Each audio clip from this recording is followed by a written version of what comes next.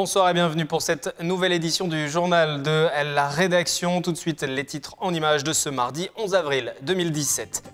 Plus que 12 jours avant le premier tour de l'élection présidentielle, un scrutin très ouvert. Le député yvelinois Benoît Hamon espère encore pouvoir inverser la tendance. François Pervis à la conquête de nouveaux titres mondiaux. Le cycliste Inimontin est à Hong Kong jusqu'à dimanche avec de fortes ambitions. Et puis, les beaux jours, également synonyme de retour de certains fruits et légumes. Que faut-il manger en ce moment? Détour par le marché de Maurepas au cours de cette édition.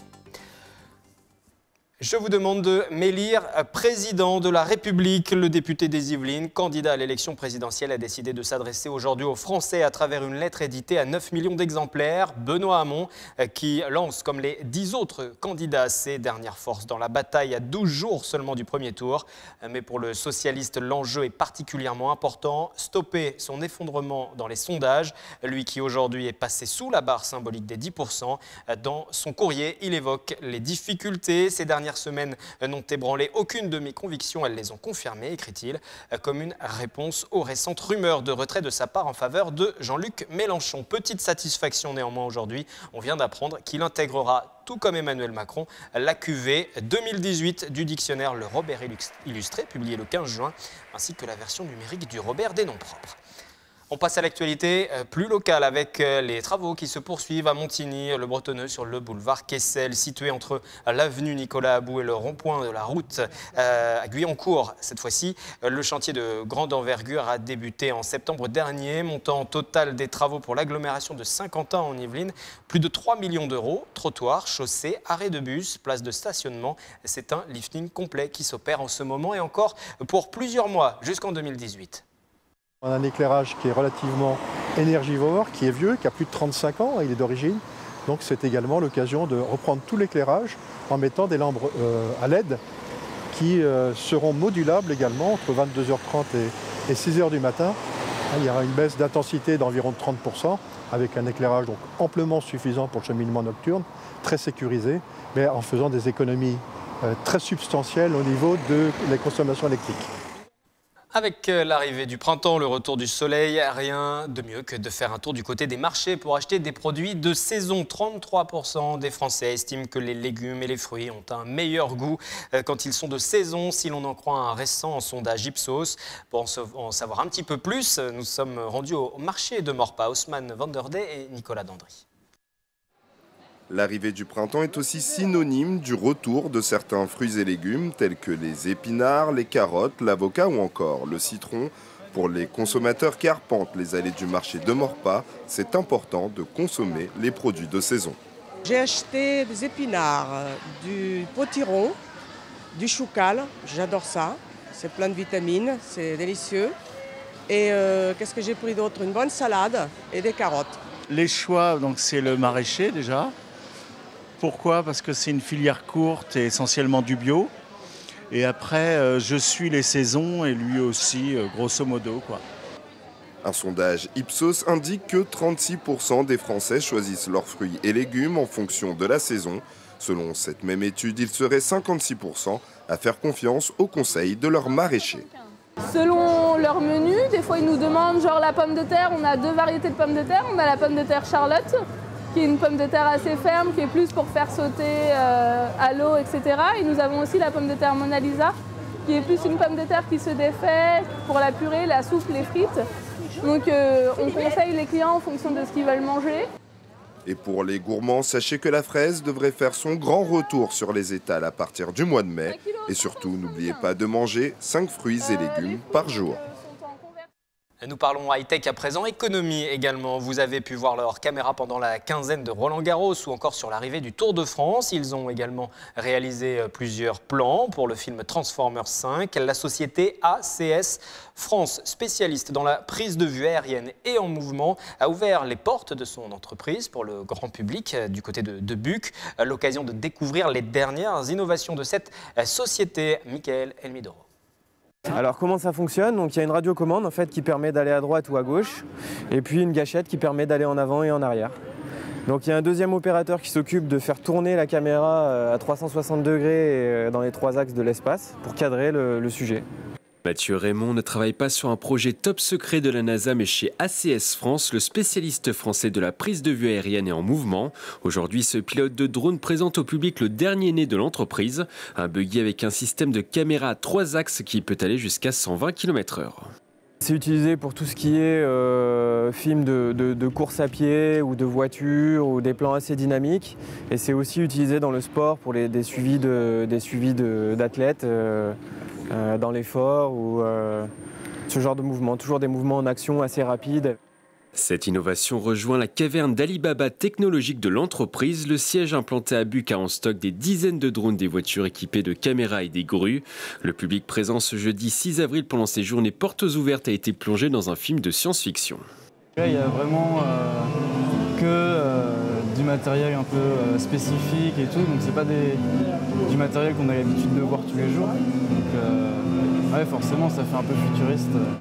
Un côté avant-gardiste qui plaît au monde audiovisuel français et international. L'entreprise a enregistré l'année dernière un chiffre d'affaires compris entre 2,5 et 3 millions d'euros et vient de collaborer avec des grosses productions hollywoodiennes comme Transformers 5 qui sortira en juin prochain.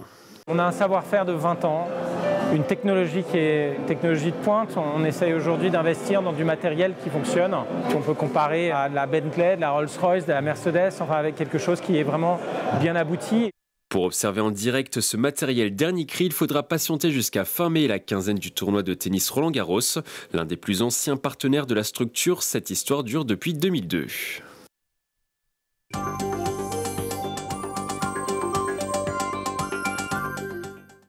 Chaque mardi dans le journal, nous vous proposons de découvrir celles et ceux qui font l'actualité dans les Yvelines. Aujourd'hui, rencontre avec la présidente du tribunal administratif de Versailles, Nathalie Massias. Portrait préparé par Nicolas Dandry. Article après article, Nathalie Massias consulte le Code de justice administrative, un outil de travail quotidien pour la présidente du tribunal administratif de Versailles. On ne sait pas tout.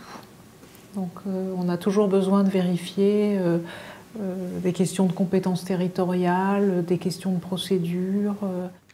À 55 ans, elle vient de prendre la tête de la juridiction administrative à Versailles, une carrière de magistrate qui se dessine après son bac littéraire lorsqu'elle rentre à l'Institut politique de Paris. On se cultivait et j'avais l'impression d'apprendre ce que tout le monde a envie de savoir, c'est-à-dire le droit, l'économie, mais aussi la vie politique. Après Sciences Po, Nathalie Massias intègre l'École nationale de l'administration à seulement 22 ans, promotion Denis Diderot. C'est une partie de la promo, donc je suis là. On avait été reçus à la préfecture de la Seine-et-Marne par le préfet de la Seine-et-Marne de l'époque, avec le directeur de l'école qui était Simon Nora. Dès son entrée à l'ENA, elle est en stage. Première expérience, 8 mois à la préfecture de la Nièvre. Le monde de l'administration, des préfectures, le monde de la province, le fait de vivre seul. Ça, c'était l'intérêt de la scolarité de l'ENA, c'était les stages qui, tout d'un coup, mettaient la jeune étudiante que j'étais en situation de travail. Attirée par le contentieux administratif, Nathalie Massias s'oriente vers une carrière dans la magistrature administrative. Elle trouve sa vocation à travers l'utilité publique. On est là à la fois pour servir l'intérêt général et puis aussi protéger les intérêts particuliers et protéger l'administration contre elle-même aussi. Sortie de l'ENA, elle est affectée au tribunal administratif de Lille. Elle a occupé des postes de rapporteur public et de président de chambre à Paris, Melun et Nantes. Elle devient chef de juridiction à Poitiers en 2012 avant de rejoindre en septembre dernier Versailles. Sous son autorité, 43 magistrats et 56 agents de greffe. Mon travail essentiel, c'est un travail d'encadrement et d'organisation. J'ai toujours une activité juridictionnelle puisque je vais présider chacune des chambres à tour de rôle.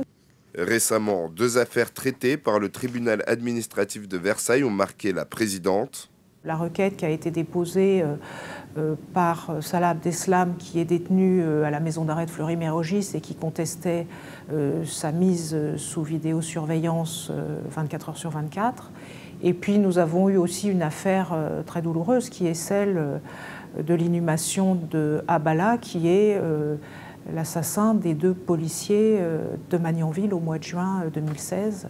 Dossier après dossier, Nathalie Massias poursuit son activité au service de la protection de l'administration et des administrés. Du sport et en cyclisme sur piste, François Pervy, le pistard de l'équipe de France, 6 fois champion du monde, qui disputera les championnats du monde à Hong Kong dès demain et jusqu'à dimanche. Et Ligny Montin, qui s'entraîne presque tous les jours sur la piste du Vélodrome national de Saint-Quentin en Yvelines, a de très grosses ambitions pour cette compétition. Il va disputer la vitesse par équipe, la vitesse individuelle, le kilomètre et le keirin. Le sportif de 32 ans sera également un relais pour la jeune génération tricolore. C'est ce qu'il a expliqué au micro de Michael Elmidoro. C'est vrai que maintenant, je fais partie des meubles, comme on dit. Je suis le plus ancien de l'équipe de France depuis déjà quelques années. Maintenant, il y a une nouvelle génération qui arrive après les Jeux de Rio. C'est à moi de leur apporter les petites ficelles du métier, leur donner des conseils pour éviter les très grosses erreurs.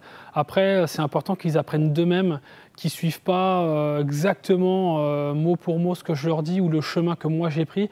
Il faut qu'ils trouvent leur propre chemin, leur propre façon de faire. Le sport toujours pour terminer ce journal, ce sera une grande première en novembre prochain. Le Rallye des Gazelles, un raid d'ordinaire 100% féminin créé en 1990, va s'ouvrir aux hommes. Nous avons donc décidé de suivre un couple yvelinois qui s'engage dans l'aventure. Un couple dans la vie, une passion commune, le mythique Rallye des Gazelles. Ces 2 habitants de Vélizy-Villacoublay vont participer ensemble à la première édition de ce raid ouvert aux hommes. On a toujours eu cette envie de partir et de partager notre envie de conduire un 4x4 sur des pistes. On aime les grands espaces, on aime le Maroc. Un baptême du feu pour Pascal Burg. Le sportif fait partie de l'organisation depuis 15 ans mais n'a jamais pris le départ de l'épreuve. A l'inverse, sa femme Fabienne Lalande est une gazelle chevronnée. Elle a déjà participé à 4 éditions. Donc le rallye, il l'approche, il le connaît, il sait ce que c'est, mais je dirais en théorie, par rapport aux participants. Et alors, le voir de l'extérieur, c'est une chose, et le voir de l'intérieur, c'est autre chose. Et c'est vraiment quelque chose de fabuleux. C'est une très belle aventure, et ça valait le coup qu'on le partage tous les 2. Dans le 4x4, les rôles sont déjà répartis. Pascal Burg laissera le volant à sa femme pendant toute la durée de l'épreuve pour se concentrer sur l'orientation. Interdiction d'utiliser un GPS, seules des cartes en noir et blanc datant des années 60 et la boussole sont autorisées. Ce qui me plaît dans la navigation, c'est toute la partie, c'est tout à fait moi en fait, intellectuelle. Donc la réflexion, le choix, la stratégie. Donc c'est ce que je vais travailler, puisque en temps normal, je suis plutôt au volant d'un véhicule, des 4x4. Mais là, je vais me mettre à côté et je vais essayer de guider Fabienne du mieux que je puisse. Donc c'est vraiment cette partie-là qui m'attire et c'est vraiment mon gros challenge. Pour être prêt à 100% le jour J, les 2 aventuriers pratiquent le hors-piste régulièrement dans les forêts de la région parisienne avec leur véhicule. Une première approche de la compétition sans les dunes. Maintenant, moi je travaille mes cartes. Fabienne, de temps en temps, dès qu'on peut, on roule. Elle roule au volant du véhicule pour ne rien perdre et surtout apprivoiser, on va dire, le véhicule, quoi. Ce duo a encore quelques mois pour dompter ce 4x4. Le Gazelle Endmen est programmé du 4 au 11 novembre dans le désert marocain. C'est la fin de ce journal. Rendez-vous mercredi avec Nicolas Kirillovitz pour une nouvelle édition. Très belle soirée sur notre antenne.